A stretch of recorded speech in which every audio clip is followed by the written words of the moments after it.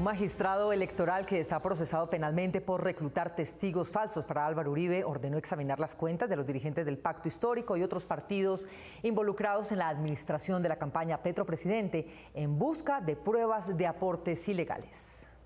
El Consejo Nacional Electoral emitió 32 órdenes dentro de la investigación que adelanta por presuntas irregularidades en la financiación de la campaña presidencial de primera y segunda vuelta de Gustavo Petro.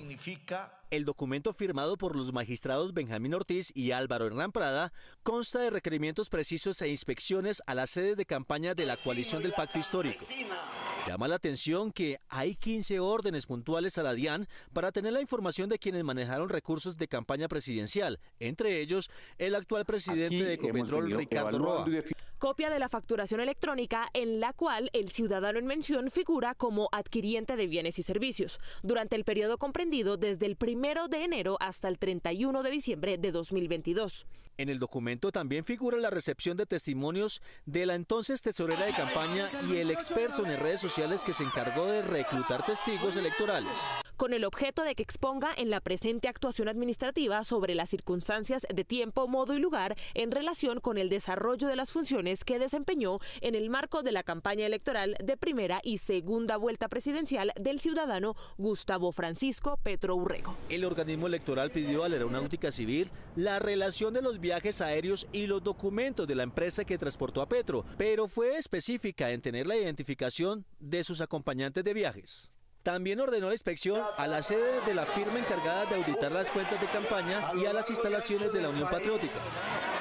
El año pasado, el Congreso eligió a los 9 magistrados del Consejo Nacional Electoral. 6 de ellos en ese momento eran de coalición de gobierno Petro: Fabiola Márquez y Alba Lucía Velázquez del Pacto Histórico, del Partido Liberal Benjamín Ortiz y Altus Vaquero, este último suspendido por irregularidades en su hoja de vida; Cristian Quiroz del Partido Verde y la ex senadora Marixa Martínez del Partido de la U, del Partido Conservador Alfonso Campo y los considerados oposición del gobierno César Lurduy de Cambio Radical y el ex representante del Centro Democrático Álvaro Hernán Prada, que ahora investiga la campaña de Petro y es investigado por la Corte Suprema por sobornos a testigos en el mismo caso de Álvaro Uribe Vélez. Desde hace 29 años, el presidente de la República no tenía necesidad de contratar un penalista para defender sus intereses. Después de las declaraciones de su hijo Nicolás y de su exnuera Daisuris Vázquez, Gustavo Petro anunció que su apoderado será el abogado Mauricio Pava. Miguel Ángel Peñaranda. María Fernanda, Mauricio Pava es un joven jurista que no figura entre los más mediáticos ni polémicos del país, pero quien tiene fama de ser serio y estratégico en sus litigios.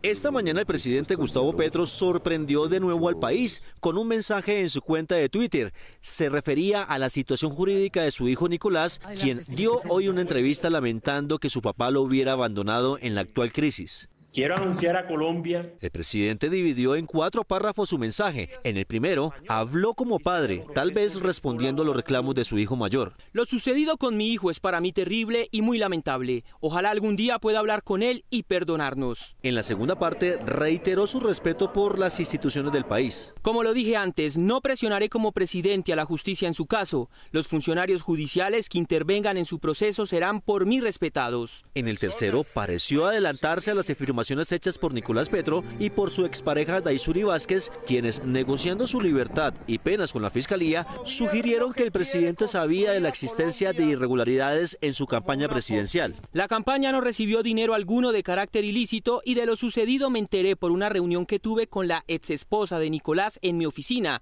hace apenas unos meses, cuando pedí que investigaran a mi hijo. Y en el cuarto y último párrafo, de nuevo se refirió a la difícil situación judicial que le espera a Nicolás, quien junto con su nueva pareja espera muy pronto el nacimiento de su hijo. Espero que nazca de su nueva pareja un nieto que pueda conocer a su papá en libertad.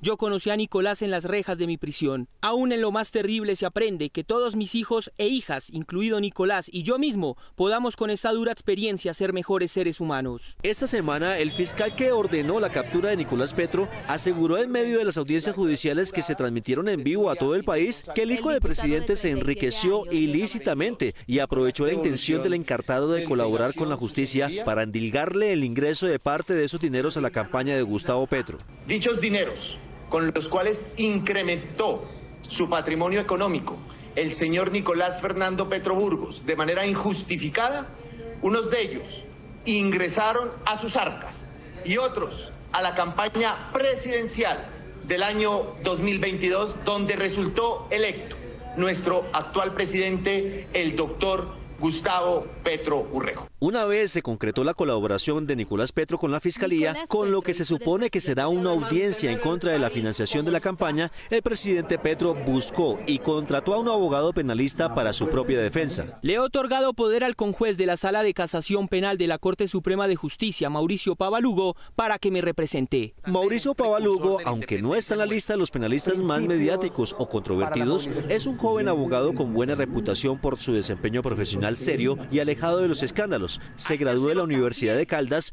cuenta con una especialización en casación penal, estudios avanzados en derechos humanos y derecho internacional humanitario. De bienes lícitos. Además del litigio, al que se dedica buena parte de su tiempo, es miembro activo de la Comisión de Expertos de la Corporación Excelencia de la Justicia.